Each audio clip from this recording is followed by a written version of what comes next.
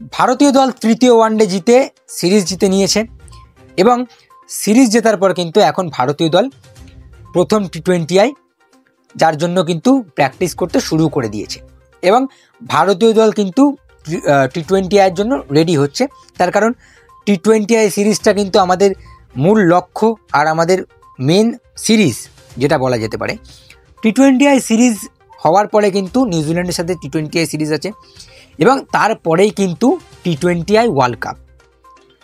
আচ্ছা, আমরা সিরিজ জেতার পরে ভেবেছিলাম গৌতম গম্ভীর হয়তো গ্লোভেল নিয়ে কিছু বলবেন, কিন্তু গৌতম গম্ভীর প্রেস কনফারেন্সে এসে তার রাগ ঝাড়লেন এবং তিনি তো রীতিমতো ক্ষেপে গিয়েছেন।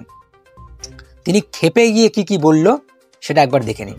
देखिए, बहुत बातें हुई नो डाउट, क्योंकि रिजल्ट्स हमारे फेवर में नहीं गए, लेकिन सबसे हैरानी की बात यह है कि किसी ने एक बारी, किसी मीडिया ने, किसी जर्नल ने एक बारी ये नहीं लिखा कि हम जो पहला टेस्ट मैच था वो बिना कप्तान के खेले थे, जिसने दोनों इनिंग में बैटिंग नहीं करी और डिफरेंस था 30 रन। क्योंकि मैं प्रेस कॉन्फ्रेंस में आके एक्सक्यूज़ेस नहीं देता, इसका मतलब ये नहीं है कि आप जो फैक्ट्स हैं उसको भी आप दुनिया के सामने या देश के सामने मत दिखाओ। आप जब ट्रांजिशन के थ्रू जाते हो और उस सीरीज़ में जब आप अपने कप्तान को खोते हो, जो एक आपका इनफॉर्म बैटर भी है रेड बॉल क्रिकेट में, जिसने पिछले 60 टेस्ट मैचेस में 1000 के अराउंड रन बनाए, अगर आप ऐसी टीम के अगेंस्ट अगर अपने कप्तान को खोते हो तो ऑब्वियसली कई बार रिजल्ट्स मुश्किल होते हैं, क्योंकि इतना ज़्यादा एक्सपीरियंस नहीं है रेड बॉल क्रिकेट में। और सरप्राइजिंग चीज़ ये है कि किसी ने इसके बारे में बात भी नहीं करी। सारी डिस्कशन विकेट्स को लेके, सारी डिस्कशन पता नहीं क्या क्या चीज़ें बोली गई, और ऐसे भी लोगों ने चीज़ें बोली जिनका क्रिकेट से कोई लेना देना नहीं है। एक IPL के ओनर ने भी लिखा कि स्प्लिट कोचिंग के बारे में। तो ये हैरानी की बात है। लोगों को अपने डोमेन में रहना बहुत ज़रूरी है, क्योंकि हम अगर किसी के डोमेन में नहीं जाते तो उनको भी हमारे डोमेन में आने का कोई राइट नहीं है। দেখলেন তো, তিনি খেপে গিয়ে দিল্লির পার্থ জিন্দাল, দিল্লির ওনার, তাকে নিয়ে যাতা বললেন। আসলে পার্থ জিন্দাল কি করেছিল? পার্থ জিন্দাল টেস্ট ম্যাচ হারার পরে তিনি টুইট করেছিলেন যে স্প্লিট কোচ, মানে কোচ বদলাও। এবং শুধুমাত্র তিনি নয়, বাকি ফ্যান্সরাও, অনেক ইন্ডিয়ান ফ্যান্স আছে তারা কিন্তু গৌতম গম্ভীরকে সমর্থন করছে না। ইনফ্যাক্ট আমিও বলতে পারি, তার কারণ আমি বলেছিলাম যে 4টে স্পিনার খেলানোর কোনো দরকার নেই। এবং তিনি বলছেন সবাই কিন্তু পিচ, সবাই প্লেয়ারকে নিয়ে বলছেন। আসলে প্রথম টেস্টে তো আমাদের শুভমান গিল হঠাৎ করে চোট খায়, তার ঘাড়ে চোট লাগে, সেটার কথা কেউ বলেনি। সবাই পিচ নিয়ে বলছে, সবাই আমাকে নিয়ে ব্যঙ্গ করছে। সেটা কেন করছে? আমি শুধু একটা প্রশ্নই করবো যে 4টে স্পিনার খেলানো কি কোনো দরকার ছিল? 4টে স্পিনার না খেলে 3টে স্পিনার খেলে যদি একটা এক্সট্রা ব্যাটসম্যান খেলাতো তাহলে হয়তো ভারত সেই ম্যাচটা জিতে যেত। তার কারণ 30 রানই বাকি ছিল। হ্যাঁ, আমি মানছি শুভমান গিলে ওটা আননেসেসারি, হঠাৎ করে লেগে গিয়েছে, সেটা আমরা হয়তো বলতে পারবো না, মানে বলতে পারিনি। ঠিক আছে, আমরা সেটা এক্সপেক্ট করিনি যে শুভমান গিল ওইভাবে লাগবে আর আমরা ম্যাচটা হেরে যাব। তবে আমাদের জেতা ম্যাচ ছিল। বাকি ব্যাটসম্যানরাও দায়িত্ব নিতে পারি, তাদেরকে কিছু বলা হয়নি। ডাইরেক্ট কোচের উপর আক্রমণ, সেটা কেন? তিনি এতটা রেগে গিয়েছেন যে পার্থ জিন্দালকে যাতা বললেন তিনি সবার সামনে।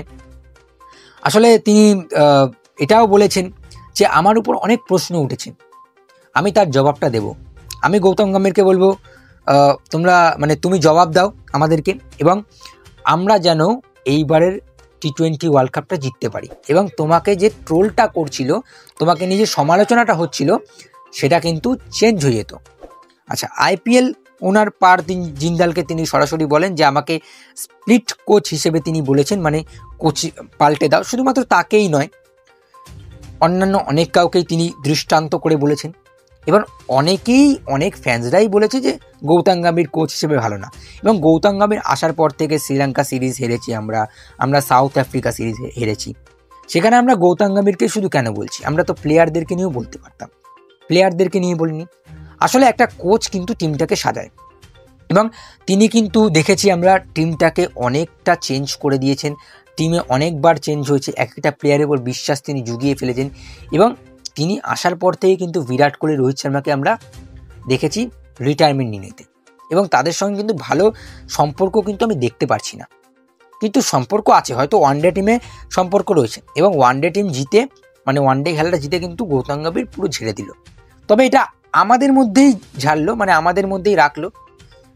সাউথ আফ্রিকান কোচকে বলিনি, এটা নিয়ে আমি খুব ক্ষুব্ধ।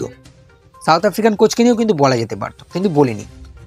আচ্ছা, প্রথম T20 যেটা 9 তারিখে হবে, সেটার জন্য আমি খুব এক্সাইটেড। এবং 9 তারিখে প্রথম T20 যেটা ভারত বনাম দক্ষিণ আফ্রিকার মধ্যে হবে, সেখানেও কিন্তু ভারতের দাপট চলবে এবং ভারতের দাপট কিন্তু থাকবে, এটা গৌতম গম্ভীর সরাসরি জানিয়ে দিয়েছে। এবারে আপনাদের কেমন লাগলো ভিডিওটি অবশ্যই কমেন্টে জানাবেন, এবং চ্যানেলে যদি নতুন হয়ে থাকেন অবশ্যই চ্যানেলটিকে সাবস্ক্রাইব করে পাশের দেওয়া বেল আইকনটিকে অন করে দেবেন, যাতে এরকম আরও নিউজ, আরও তথ্য আপনাদের কাছে চলে আসতে পারে। আপনারা কিন্তু সাবস্ক্রাইব করছেন না, কি করছেন? সাবস্ক্রাইব করুন। যাই হোক, আজকে আর বেশি কিছু বলবো না, চলো টাটা।